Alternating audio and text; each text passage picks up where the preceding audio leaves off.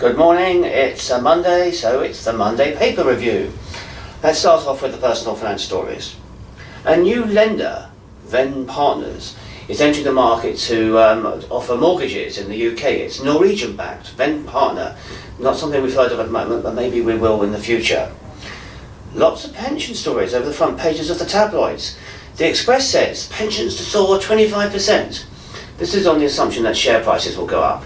But it also says sometimes that when share prices go down, pensions are set to go into the depths of despair. But the Express invents pension stories every month because it boosts the ratings. But the Mail joined the Express with another optimistic pensions boost story.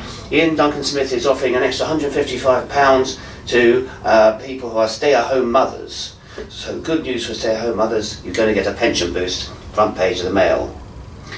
Meanwhile, the banking industry has poured cold water on all these initiatives for first-time buyers announced by the government last week.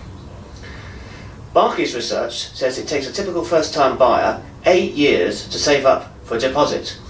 This is a story that we run for about 3 or 4 of our clients, so Barclays can only do, as it were, catch up and copy the Wriglesworth ideas. So well done Barclays for not having no originality whatsoever, and you only got 1 piece of coverage in the Times. We always get about 5. Recruitment. Goldman Sachs is going to encourage people to stay beyond April because it's not going to pay their city bonuses until April the 7th. You know why? Because that's the time when the 50% tax rate goes down to 45% and they won't have to pay so much tax on the bonuses, even though those bonuses are due to their performance over the last few years. So very sneaky Goldman Sachs. That's called tax avoidance. I'm sure you'll get criticised. That's all over the FT, page 1. Evidently, bonuses should be linked to long-term performance. No shit, Sherlock. That's a report by the High Pay Centre. I hope they didn't pay them much for that report. Graduates face the toughest time since the depths of the 2009 recession, according to High Flyers research. The Times reports that unless graduates actually have job experience with their prospective employer, they've got no chance of getting a job. Not very good news for graduates. Lucky for those that are already employed, eh, Rachel? Right. Other news.